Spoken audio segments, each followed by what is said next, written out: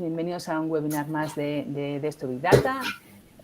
Como ya hemos comentado, el programa de Big Data comienza a finales de este mes, entonces este mes queríamos organizar dos eventos un poquito especiales y el primero era este, con la colaboración de SAS. Tengo que dar las gracias a Adriana porque siempre nos echa una mano para organizar las cosas y Alejandro, bueno, pues por haber venido hoy aquí. Y sé que la fecha le viene bastante mal, además, y haber hecho este esfuerzo por estar aquí con nosotros, gracias a los dos.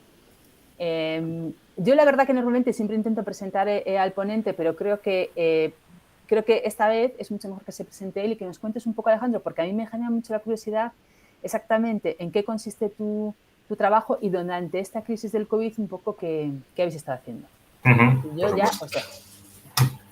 Bueno, primero de todo, muchísimas gracias a vosotros por estar aquí, por invitarnos y por escucharnos. Espero que sea de interés y lo que comentaba antes, preguntarme cualquier cosa que no sea un monólogo, paradme, etcétera.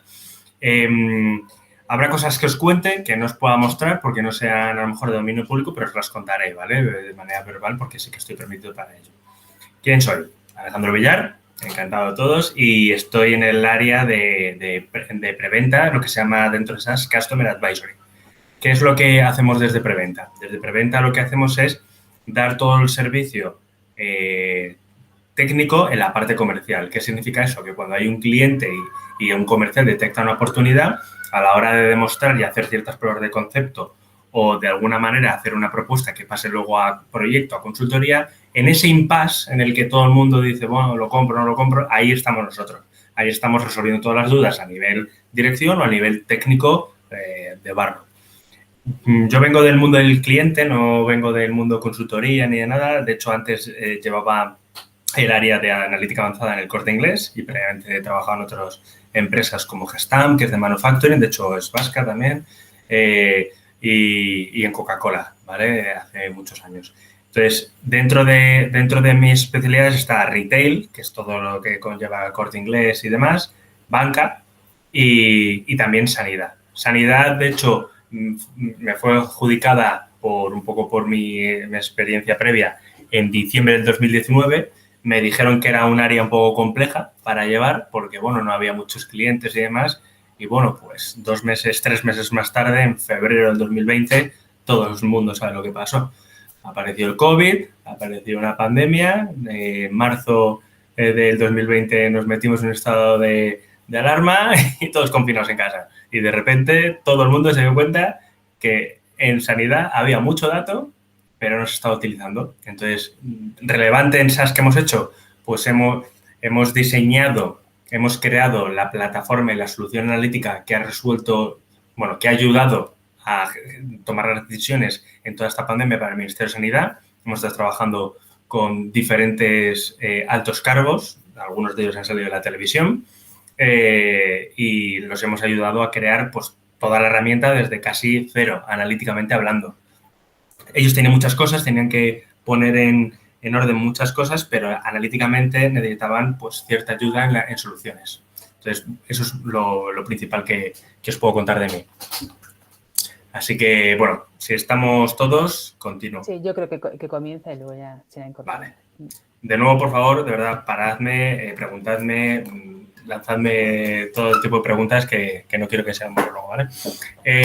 Lo que os quiero contar antes de nada va a ser una generalidad de qué es, para situarnos todos en la misma casilla de salida, qué es la inteligencia artificial, por qué es importante en el sector sanitario, dónde estamos SAS, para que veáis un poco la inmensidad de SAS en el sector sanitario, cómo funciona nuestro ciclo analítico y luego os voy a contar una serie de casos de uso, ¿vale? Casos de uso generales para que veáis que realmente los vemos en otros sectores, pero es que aquí en el sector sanitario también son sumamente relevantes. Y finalmente, os voy a enseñar muy rápido pues todo eso que os cuento, que a lo mejor diráis, bueno, es que esto es complicadísimo de hacer o voy a tardar mucho, pues voy a enseñar rápidamente una demo para que veáis lo fácil que es SAS, ¿no? En ese sentido, de utilizar y por qué muchos clientes nos están seleccionando. ¿Vale? Bien, básicamente a mí me gusta esta frase porque de lo que se trata es de todo el mundo habla de los datos. Datos, datos, datos. El dato es el petróleo, el dato es el nuevo oro. El dato es el ayer. El hoy es ponerle inteligencia, es ponerle un poco de sentido a todo y de alguna manera, yo siempre digo que esto es como un Lego donde tienes todas las piecitas, primero las tienes que ordenar, las tienes que poner conjuntamente, tienes que irlas montando y luego tienes que construir la casa. La casa es la idea, ¿no? Entonces, al final lo que vas es de la pregunta al dato. Y así es la manera de trabajarlo. Hay que poner la inteligencia a esas preguntas que quieres resolver e ir hacia atrás. Disculpa. E ir hacia atrás. Para ir, de alguna manera, buscando, porque con la inmensidad de datos que a día de hoy tenemos, nos podemos perder.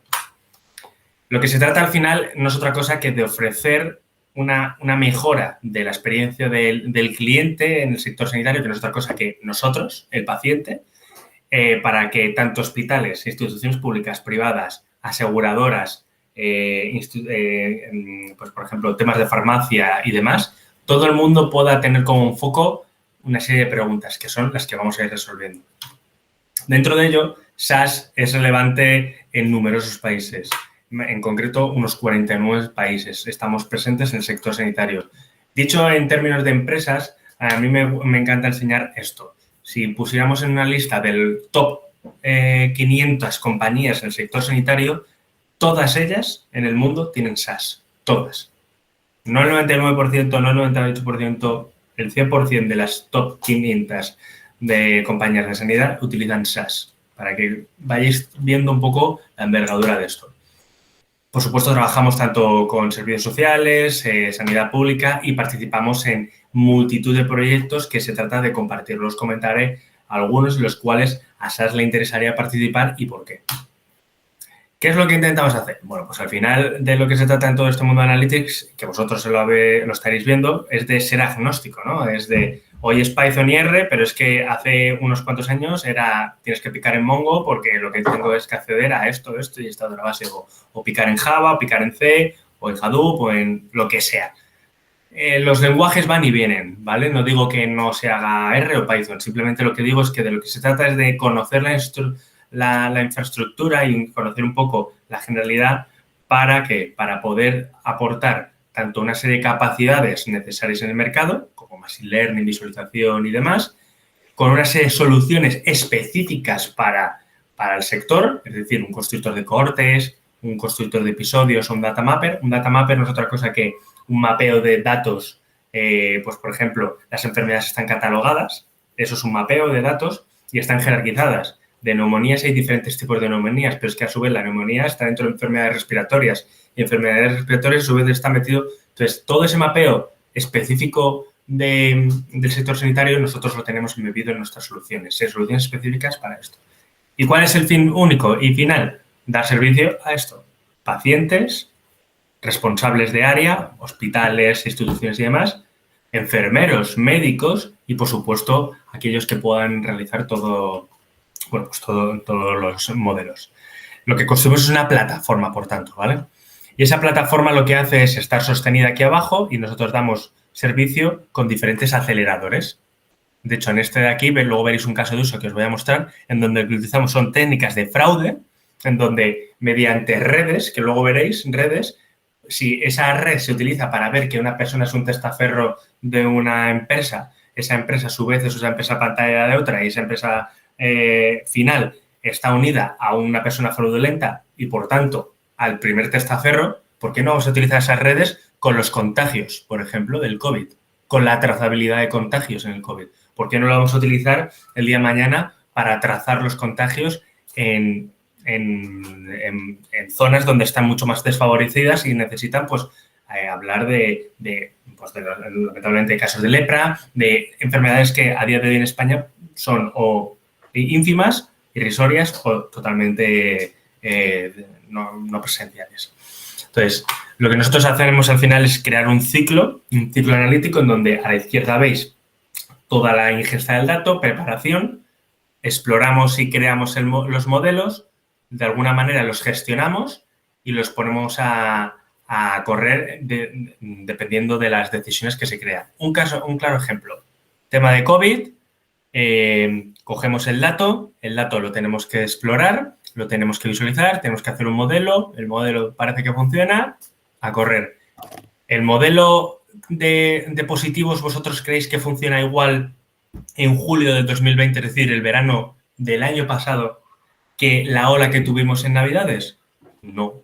¿Funciona la misma ola de Navidades que la ola que hemos vivido ahora? No. ¿Por qué? Porque ahora hay que tener otras variables en cuenta que no hemos tenido ni el verano pasado ni en Navidades. Por lo tanto, ¿qué tenemos que hacer? Diferentes modelos. ¿Y qué necesitamos con ello? Pues una plataforma que no solo los cree, sino que además los registre y podamos ir viendo qué es lo que ha sucedido, qué variables he utilizado, qué estadístico, qué precisión. ¿Por qué? Porque a lo mejor llega esta nueva ola y no sirve ninguno de los modelos pasados, pero sí que sirve el que hicimos en junio del 2020, por lo que sea, porque tiene cierto componente de tendencia muy similar. Por lo tanto, SaaS ofrece una plataforma que engloba todo esto. No me quiero extender mucho aquí, pero al final lo que se trata es de mitigar riesgos y aumentar, por supuesto, la velocidad. ¿Qué es lo que ofrecemos nosotros dentro de nuestro ecosistema? Plataforma de gestión y donde está encima SaaS Health, todo lo relacionado con el sector sanitario. ¿Principales casos de uso? Bueno, pues en los que trabajamos, Patient Safety, por supuesto, que va todo lo relacionado con la seguridad del paciente, es decir, detectar su probabilidad de reingreso, su probabilidad de infección, los modelos de riesgo que utilizamos para un sector bancario, porque lo vamos a utilizar para un sector sanitario. Al final es un modelo de riesgo igualmente. Un caso de uso que está muy en auge es el Text Analytics. Analiza el texto, pero ¿dónde vamos a analizar el texto normalmente? En chat, en call centers, en lo que pongas en una reseña de Amazon. ¿Por qué no lo utilizamos en una historia clínica? Analizamos los textos de todos los pacientes y cuando venga un nuevo paciente le pedimos ciertas cosas, ese texto se ejecuta con el modelo ya creado de todo lo demás y clasifica al paciente y empezamos un journey, un camino con ese paciente nuevo, por ejemplo. Por supuesto, detección de cáncer. Detección de cáncer lo hemos hecho de manera satisfactoria en Europa en un par de sitios, luego os explicaré uno, y básicamente se trata de utilizar técnicas de computer vision, que es detección visual, y al final con redes neuronales lo que haces es, trabajando mano con mano con los médicos expertos, detectar cuáles son las zonas por las cuales se define un tumor. Si tú defines eso, lo que haces es pasar todos los rayos X que te vengan y junto con, obviamente, lo que el médico decida, que es el último decisor, más el output de nuestro modelo que predice un cáncer viendo unos rayos X, unos escáneres y demás, el médico tiene la suficiente información para decir, joder, pues aquí parece que hay un cáncer en tal estadio, un tanto avanzado, etcétera. No solo por su entendimiento, que ya es mucho, pero nosotros lo único que ofrecemos es una plataforma que les ayude a ellos a decir, vale, encima me lo está soportando un modelo matemático, ¿vale? Lo más que está creándose ahora en auge es el MIoT, que es el Medical IoT, que es IoT, para lo que no sepáis, es Internet of Things, lo habéis oído en español, que es el Internet de las cosas, y se utiliza pues para todo lo relacionado con logística, almacenes, sensores de todo tipo.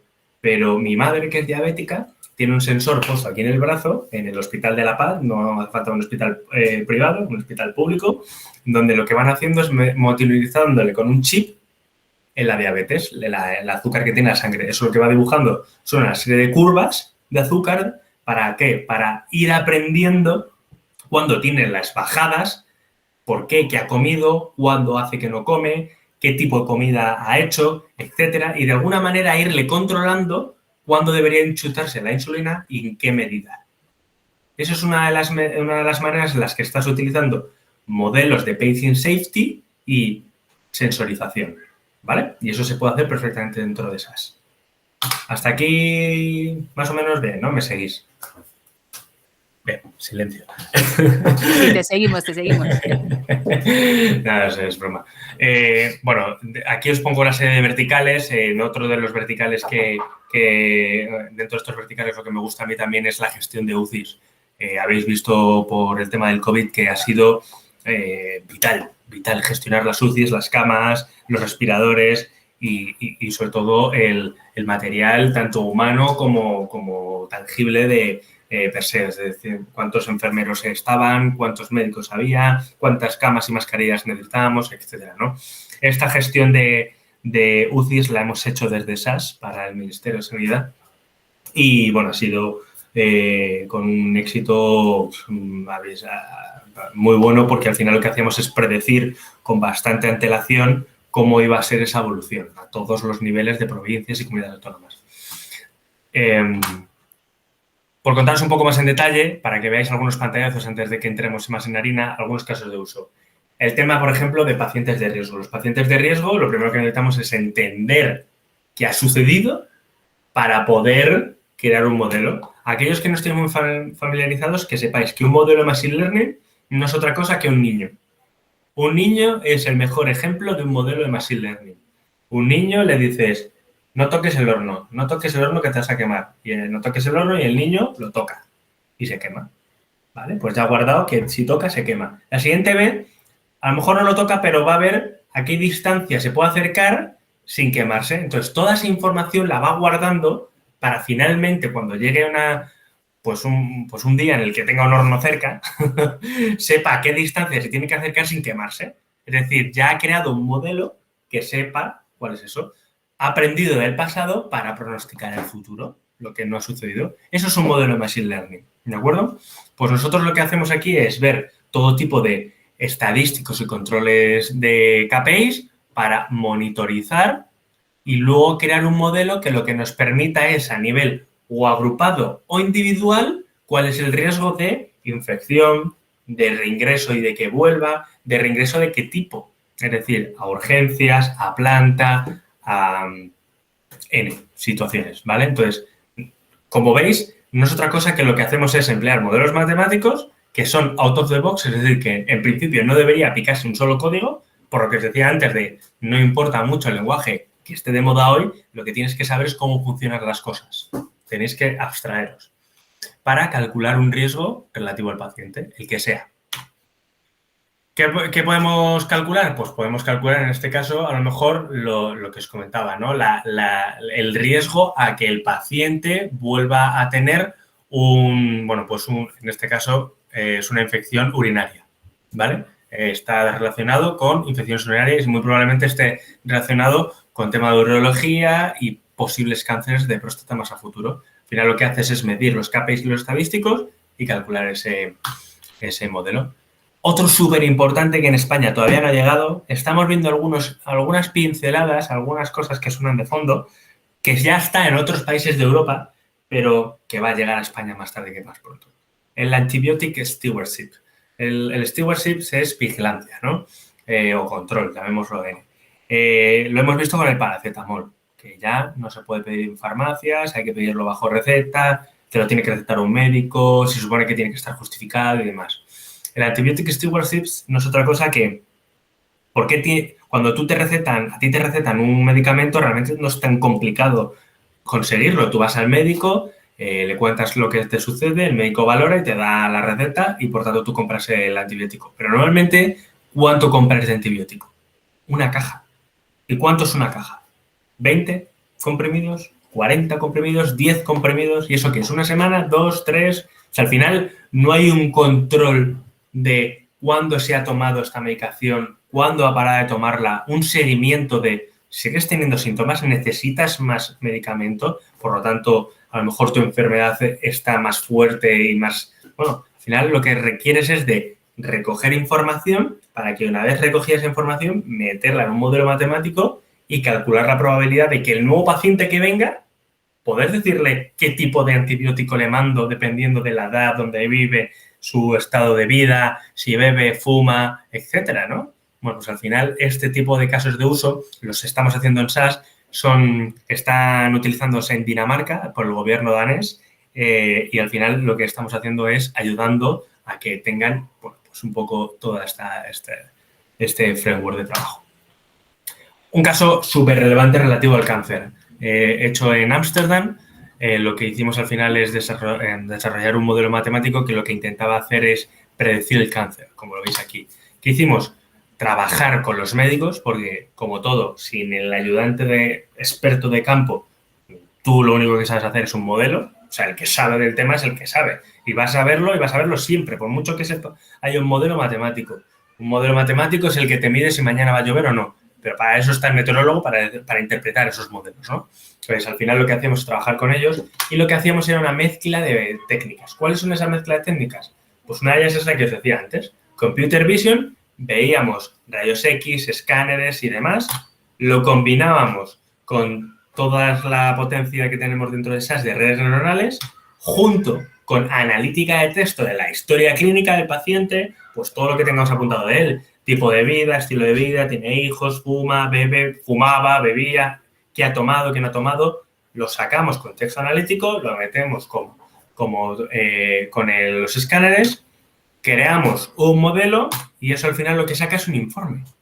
Un informe que tiene que ser legible por el médico, legible, entendible y que le ayude a él a tomar una decisión, porque la última decisión es del médico.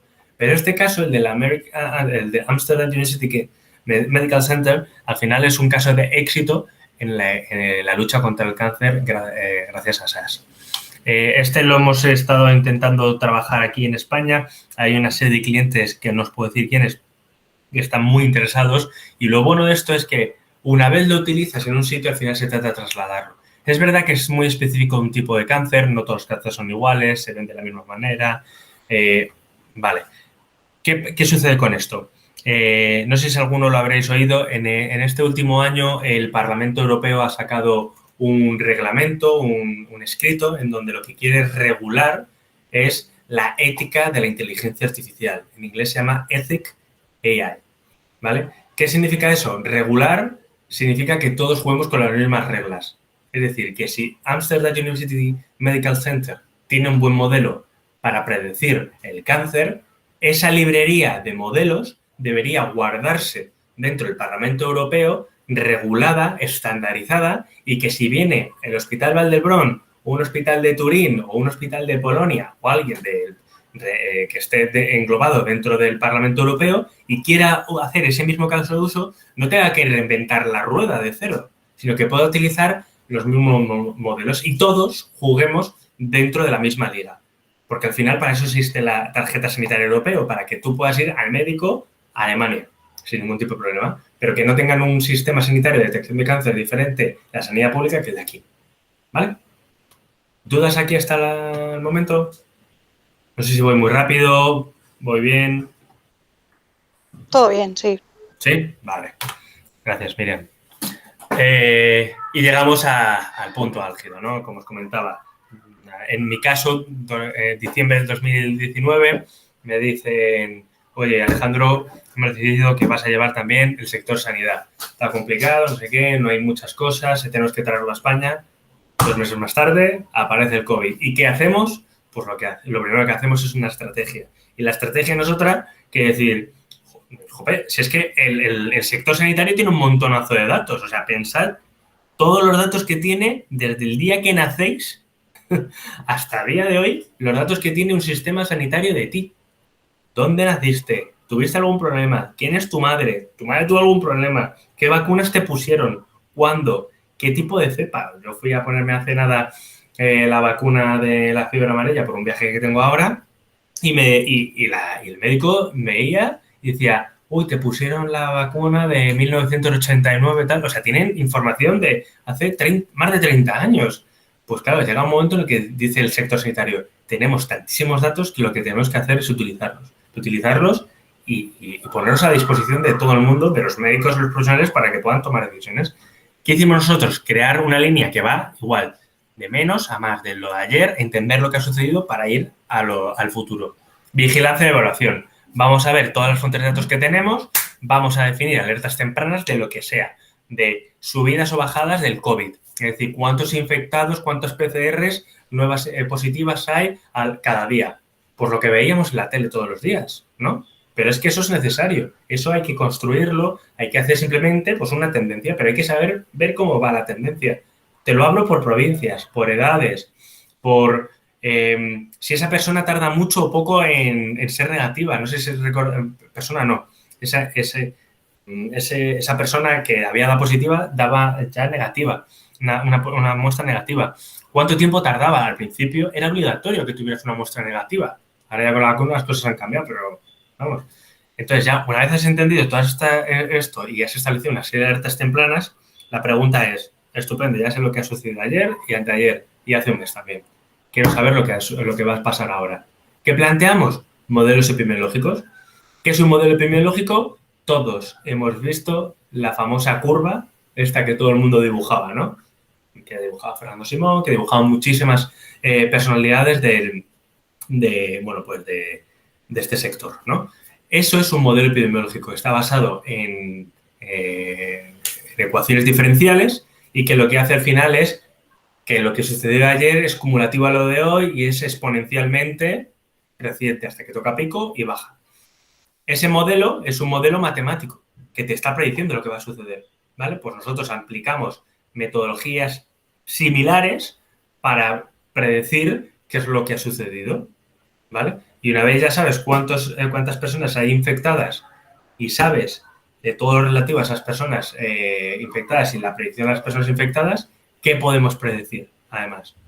Si sabemos cuál es el porcentaje de personas que acaban en hospital, cuál es el porcentaje de personas infectadas que acaban en la UCI y cuál es el porcentaje de personas infectadas que acaban falleciendo, solo sabiendo un dato, una predicción de un dato, sé predecir una curva completa de muchas cosas.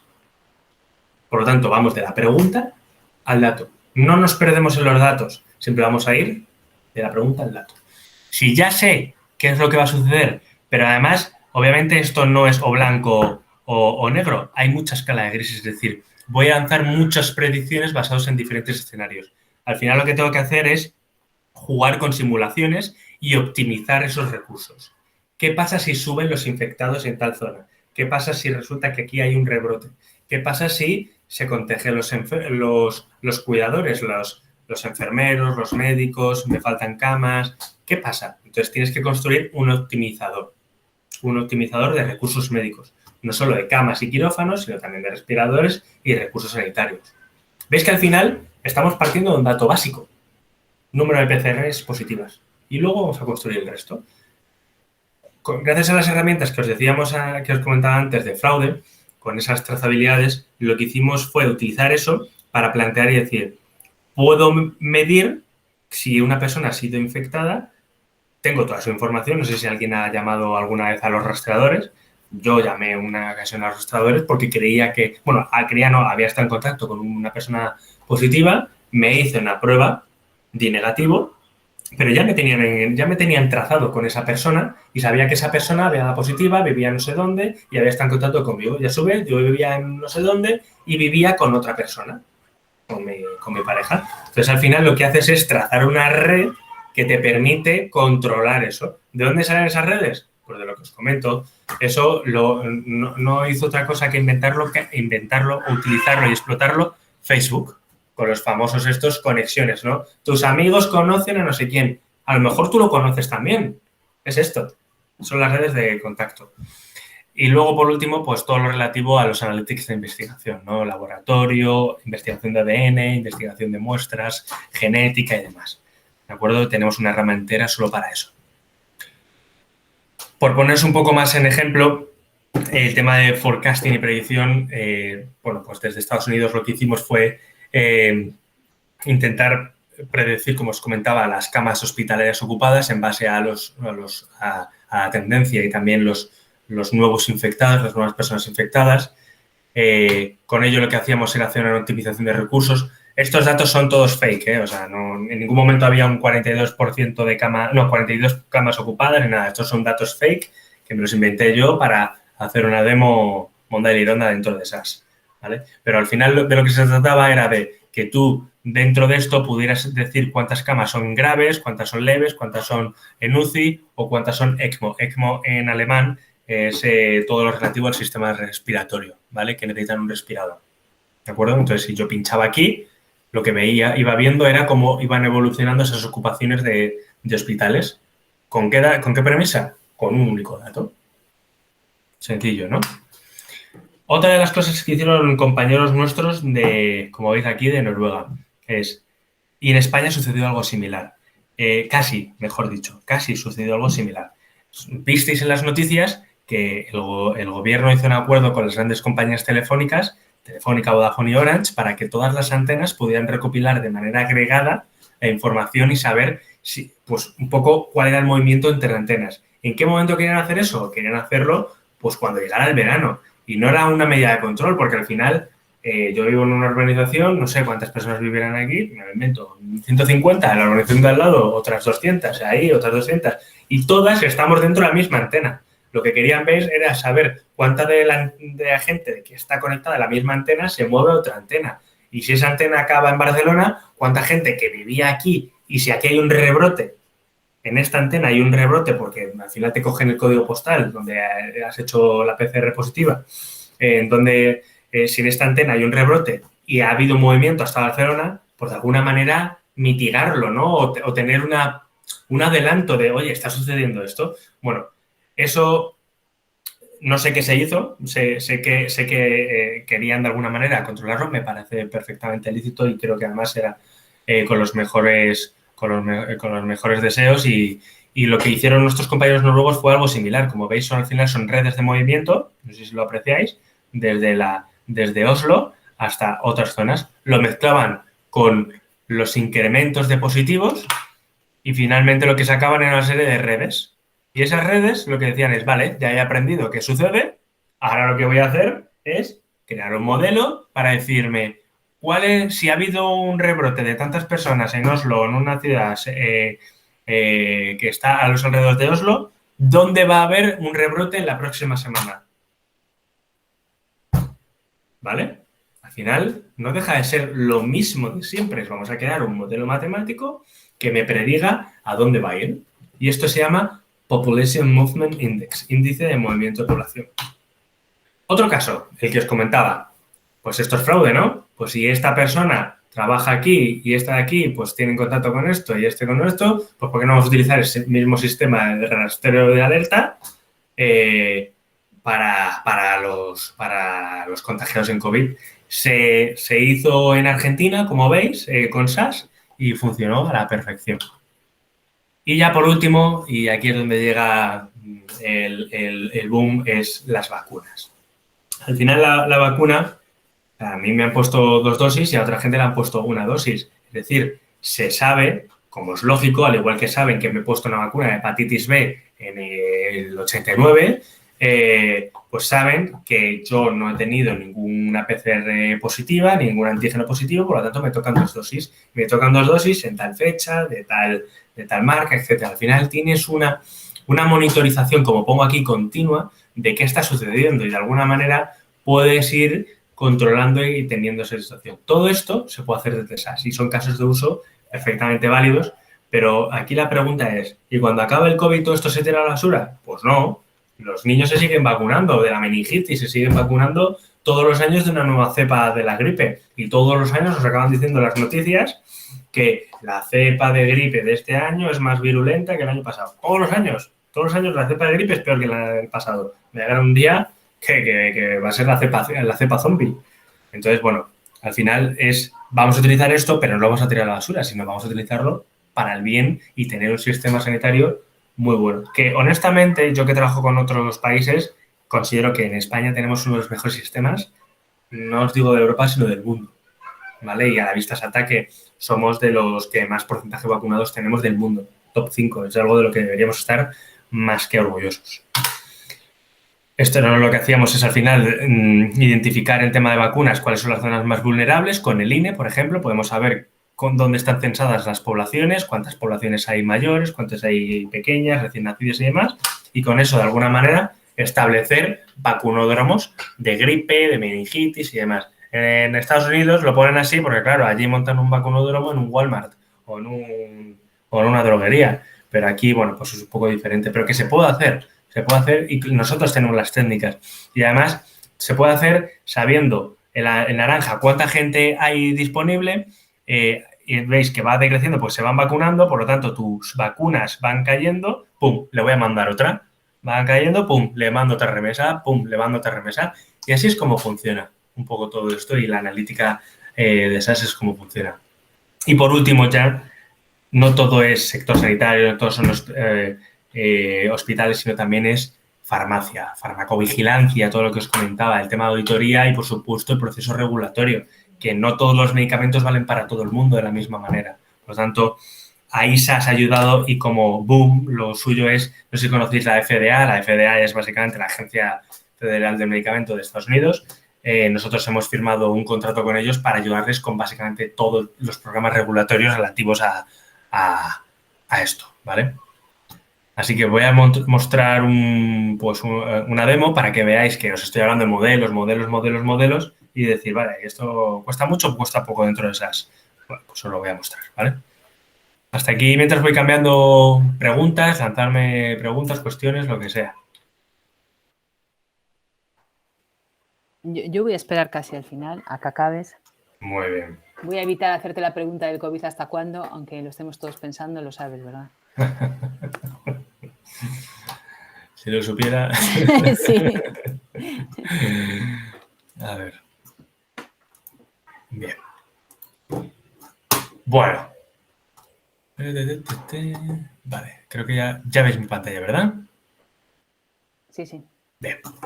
Bueno, SAS no es otra cosa que, como te comentaba, es una plataforma, ¿no? Y dentro de la plataforma os decía, ¿qué podemos hacer? Coger datos, prepararlos, explorarlos, crear modelos, gestionar esos modelos porque tenemos 15.000 modelos para predecir la misma cosa. Y al final visualizarlos para que alguien los visualice y tome una serie de decisiones, ¿no? Bien, como veis, dentro de la plataforma de SAS está todo. Gestión, preparación, exploración y visualización, construcción de modelos, todo. Y bueno, luego pues todo lo de IoT que os decía antes, temas de salud en sí metidos dentro de la propia plataforma, al construir cohortes y demás, todo está metido en la misma plataforma. No es que yo me tenga que instalar nada, es que tú al final a la hora de comprar este módulo, pues lo que vas a hacer es que vas a visualizarlo. Yo lo que voy a hacer aquí es explorar y visualizar. Y diréis, ¿esto qué es, Alejandro? Y digo, pues esto, no sé si alguno conoce Power BI, ¿no? Pues esto es un Power BI, pero mejor. Está dopado, ¿vale? ¿Por qué? Porque al final, como veis, yo voy a poder meter aquí todo tipo de modelos y vais a ver que no voy a picar ni una sola línea de código. O sea, voy a hacer un modelo de predicción sin picar una sola línea de código. Ni una. ¿Vale? Entonces, yo tengo aquí lo diré, Alejandro, mi informe, ¿vale? Donde lo que me estoy haciendo es, en base a una fuente de datos o a diferentes fuentes de datos en donde tengo información de diferentes pacientes, véase, pues todo lo que pueda tener un sistema sanitario como el de España. Fijaos todo lo que tiene aquí, ¿no? Habla de condiciones de asma diagnosticada, cáncer de piel diagnosticado, colesterol, hipertensión, dónde vives, raza, sexo, todo. Todo esto lo tiene cualquier sistema sanitario, por lo menos del primer mundo, llamémoslo así, o si se puede decir. Todo esto lo tiene un sistema sanitario al uso. Entonces, al final lo que hago es construir un informacional y digo, ¿cuántos pacientes tengo? Pues tengo 115.000 pacientes, de los cuales, pues 19.000 tienen una salud, vamos, magnífica, son Usain Bolt, 37.000 muy buena, etcétera, ¿no? ¿Cómo se reparten? Pues se reparten de esta manera. Vemos que estos estados pues tienen una salud media un poquito peor que estos estados de aquí. Bueno, pues puede ser que los de California, pues con eso de coger las olas, pues se sienta mejor que a los de Texas, ¿no?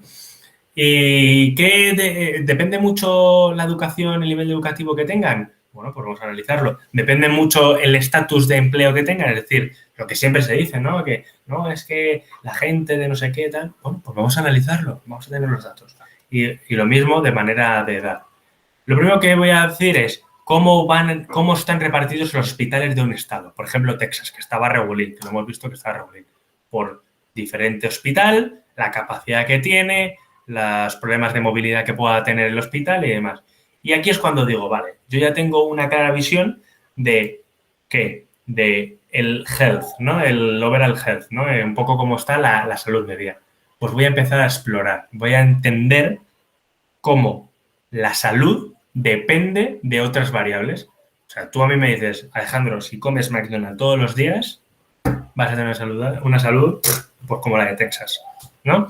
¿Y eso qué se traduce? Pues en colesterol y tal. Entonces, tengo que tener una paridad entre esas variables, que no significa otra cosa que ver la paridad entre estas variables. ¿Tengo que mirarme una a una? Pues no. SAS, dentro de esto, tiene una serie de objetos, gráficos, mapas y demás, una serie de historias aquí, que simplemente arrastrando, veis que se puede arrastrar cualquiera de ellas, arrastrando, voy a crear una de ellas que sea explorar la salud y me va a crear todo tipo de informaciones relacionadas con la variable salud, ¿vale? Es decir, primary exercise, ¿qué tipo de ejercicio hago? Pues si ando, mi salud es más bien, pues eso, very good. Si mi salud es más bien gardening, que en inglés significa que, bueno, pues que no hago nada, pues mi salud crece más a good. Si lo que hago es correr, pues mi salud es excelente. Bien, hasta aquí todo lógico, Alejandro, magnífico.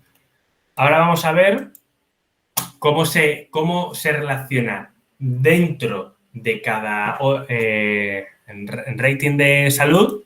Si yo le digo rating de salud excellent, voy a ver con el resto de factores cómo está relacionada. ¿Por qué? ¿Necesito saber eso? Porque gracias a esto voy a poder construir un modelo en base a unas variables. Porque a lo mejor en el modelo estoy metiendo variables que yo creo que pueden servir, pero estadísticamente no son válidas, no son sostenibles.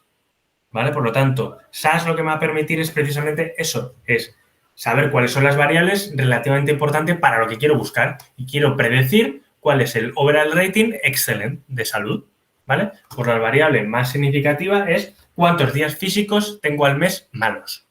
¿En cuánto? En un 100% de importancia. ¿Lo veis ahí? Importancia 1. La siguiente, pues los días impactados. Bueno, ¿cuántos días me muevo? Pues los cuántos días me muevo es el 62%. Pero es que a lo que voy es que a lo mejor alguien diría, no, es que es súper importante saber pues cuánto dinero ganas, tu poder adquisitivo. Es súper importante saber cuántos días haces actividades de correr. Pues a lo mejor no son las más importantes. Las más importantes estadísticamente son las que te está diciendo esto, que es un modelo estadístico. Aquí no estás viendo una línea de código por detrás, pero te está diciendo cuántas enfermedades te han diagnosticado crónicas, si tienes problemas de movilidad, cuál es tu estatus de empleo, si te han diagnosticado diabetes, si te han diagnosticado artritis. A lo mejor hubieras metido 15.000 más cosas, pero el modelo te ayuda a decirlo. Y ahora que ya sé esto, voy a decir, vale, pues voy a crear un modelo.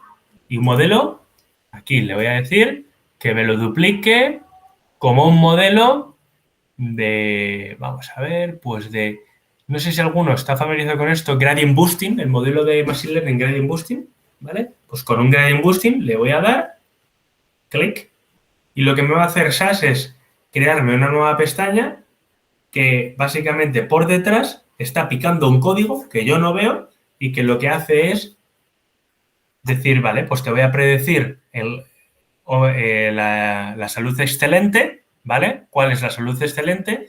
En base de todos tus pacientes, es decir, que venga un nuevo paciente y en base al modelo matemático que te voy a calcular con estas variables, te voy a decir cuál es el porcentaje que tenga salud excelente. Potente, ¿verdad? A ver, no es inmediato, necesita de un tiempo, que hemos tardado 1 minuto en hacer un modelo. ¿Cuánto tardaríais picando vosotros código? ¿Vale? Por lo tanto, yo aquí voy y le digo en la validación, pues tanto, ¿vale? Y veo aquí la validación. Y si a mí lo que me interesa es decir, bueno, pues yo es que no quiero tantas variables, pues es que mira, las voy a quitar todas y voy a decir que quiero predecirlo en base a, pues no sé, pues de infarto, la edad, la educación. Quiero saberlo en base a, pues, cuánto ejercicio has hecho en el último día, o sea, en el último mes, cuántos días bebes alcohol, lo típico, ¿no? Bueno, pues le voy a dar a correr. No me saldrá a lo mejor un modelo más bueno, pero lo que estoy haciendo es, lo que os estoy enseñando es la facilidad de que tú puedas crear infinitos modelos, ir jugando y vas a ir creando un modelo que te prediga lo que estamos diciendo, la salud, en base a las variables que estás diciendo. ¿Lo veis? Qué sencillo es. Y ahora digo, ¿y puedo utilizar este modelo y ponerlo en un cuadro de mando y que me diga cuál es el porcentaje? Sí, pues lo vamos aquí. Y igual que lo puedo registrar, es decir, puedo guardar ese modelo, como os decía, el COVID de hace 1 año o el COVID de ahora, o lo puedo derivar. Y derivar no es otra cosa que imaginamos en Excel, en donde estoy creando una nueva columna, en donde lo que le voy a decir es cuál es la salud predicha, ¿vale? Y la probabilidad de que sea excelente, very good, good, fair o poor, ¿vale? Me lo va a crear Le voy a dar a aceptar y yo me voy a ir aquí a mis datos donde estábamos antes y si me voy abajo del todo, me habrá quedado una el 8 de septiembre a las 19:48, es decir, ahora mismo. Y me ha creado columnas con las probabilidades de cálculo de todos los pacientes. Acabo de hacer un modelo así de rápido y acabo de calcular cuál es la probabilidad de que tenga un problema de salud basado en las condiciones que quiera. ¿Lo ves? ¿Qué fácil es? Y con esto al final no tiene otra cosa que decir, vale, pues voy a crear todos los modelos que yo quiera, árboles de decisión, modelos bayesianos. Cuando comparto pantalla va un poquito más lento, ¿eh? Que es un poco tímido al principio. Modelos bayesianos, modelos logísticos, modelos de gradient, ¿ves? Modelos bayesianos, logísticos, de gradient boosting, etcétera. Puedo crear todos los modelos que quiera y luego puedo decirle, uy, son muchos modelos, me estoy perdiendo, pasando entre pantalla y pantalla, ¿no? Pues voy a crear un objeto que en vez de ser un gráfico, como un gráfico de barras, pues aquí le voy a meter comparación de modelos. Lo voy a arrastrar y me voy a crear una pestaña, un gráfico que me compare todos los modelos que he creado, porque no hay modelo bueno o peor, sino un modelo que se ajuste más a lo que estoy buscando. Y me va a decir, este es el modelo seleccionado por esto, esto y esto. ¿Vale? Y al final, ¿qué es lo último que quiero? Establecer una probabilidad de que el paciente de turno tenga un problema de salud. Pues me voy a crear una lista con los pacientes y una probabilidad de que tengan un problema de salud. ¿Lo ves? ¿Visto? Sencillo, ¿verdad? Pues así es como SAS funciona en este sentido. ¿Qué os parece? Bien, bien. Nos parece bien. Pues... Mucha información tiene igual quien maneja... O sea, de los pacientes se puede llegar a tener mucha información. Mucha información. Y Muy sensible, muy sensible. eso te iba a decir. Sí. Sí, muy sensible. Esto, por supuesto, es un set de datos falso, ¿eh? Es un set de datos falso de Estados Unidos. Yo tengo una duda ya para empezar, que realmente un poco relacionado con lo que ha dicho Miriam. ¿Quién gestiona esta información? O sea, cuando vosotros realizáis un modelo, ¿quién es el usuario? ¿Quién lo utiliza? Bien. A ver, lo primero de todo, pero no solo nosotros, cualquier persona, cualquier empresa que participe en este tipo de proyectos, al final lo que haces es firmar un contrato de confidencialidad. No solo con lo que puedes estar haciendo, que al final puedes estar comentando ciertas cosas que has hecho, sino confidencialidad en el dato, ¿vale? Lo normal, o sea, lo que yo he visto en el 100% de los casos en España y en Europa, te diría, es que existen lo que se llama un pseudo-hashing. Un hash es un hashtag, como el de Twitter, ¿no? Entonces, lo que hacen es crearle de manera anónima un ID. Te cogen tu ID, tu DNI, que yo sabría identificarte por tu DNI si me pusiera como un burro a buscar y buscar y buscar. Y lo que hago es eliminar el DNI y crear un hash con un churro de 20 dígitos y ya no sé quién es esa persona. Entonces, ya puedo tratar los pacientes de manera anónima, ¿vale? Obviamente sin cosas sensibles, ni nombres, ni nada, solo simplemente edad, vives en Madrid, en el código postal 28001. Pues Sánchez Castilla. ¿Sabes? Entonces, al final lo que haces es tratar una información que solo tratan ciertas personas y que está totalmente anonimizada. Totalmente anonimizada. ¿Quién tiene acceso al final a ese dato? El doctor, el médico. ¿Cómo lo tiene? Pues el motor que ha creado ese hash, ese churro de 20 dígitos, es un motor enclaustrado en una caja negra que se genera de manera aleatoria, pero que tiene la capacidad de generar lo contrario, ¿no? De darte el DNI. ¿Cómo hace eso? Pues cuando yo te genero un modelo de Machine Learning, te lo genero de manera anónima, te devuelve, oye, este hash tiene esta probabilidad, pum, llega aquí, llega el médico y dice, Olga, voy a ir al médico, no sé qué, te dice el médico, vale, Olga Fernández, no sé qué, y tiene ahí la probabilidad. ¿Qué le ha pasado? Pues que en su pantalla ya le ha hecho la desanonimización y ya ve el macheo con tu DNI. pero él lo único que ve es lo que está buscando, la probabilidad de que suceda algo, de que tengas un problema del escáner que te han hecho. Pero nadie que esté tocando un modelo Machine Learning, nadie va a saber nada relativo a la persona, nada. O sea, lo que vas a ver son temas demográficos. Y es algo que está ahora mismo muy en auge con el tema que os decía antes de la ética en la inteligencia artificial. Es decir, que no esté sesgado los modelos hacia ciertas demografías, hacia ciertos cohortes poblacionales, es decir, pues que eso que se suele decir de, bueno, pues es que cierto estatus, no sé qué, tal, que todo eso esté controlado. Y eso está súper controlado. Y gracias al Parlamento Europeo se va a conseguir regularizar, que al final va a ser que todos juguemos en las mismas reglas. Pues no me quería meter, pero voy a aprovechar. Yo una cosa que bueno, nos ocurre y tengo la duda es que tú dices, al final por código postal, bueno, me voy a poner la cámara que estás hablando solo, al final por código postal no soy capaz de localizar a nadie. En realidad, si yo vivo en un caserío solo, por código postal, que eso es una cosa que nos pasa a todos, sabes quién soy. Bien dicho. Y para eso hay una cosa que se llama secreto estadístico. El secreto estadístico funciona no solo en esto, sino también en las elecciones. ¿Vale? En todo lo relativo a información sensible, en Europa se rige una regulación que es del secreto estadístico. Es decir, tienes que tener una demografía lo suficientemente grande como para poder disminuir hasta el máximo detalle. Es decir, si tú vives en un caserío, en un código postal, en donde la demografía, el número de personas que viven ahí no llega al secreto estadístico, tanto de edad, de sexo, de todo el desgranado que pueda tener la base de datos, no puedes bajar. Pero ni tú ni nadie. Es decir, el sistema se bloquea. Sí, lo que pasa es que solo entiendo que no lo haga yo para vender o para comunicar, pero desde el punto de vista médico.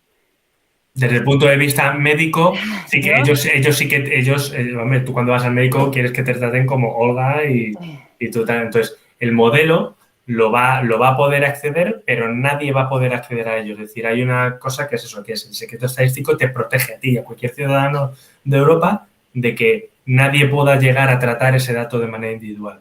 Está vetado, o sea, es un tema de regulación. No puedes tratarlo. Porque además son temas muy sensibles, como por ejemplo votar. Sí. Yo tengo otra duda.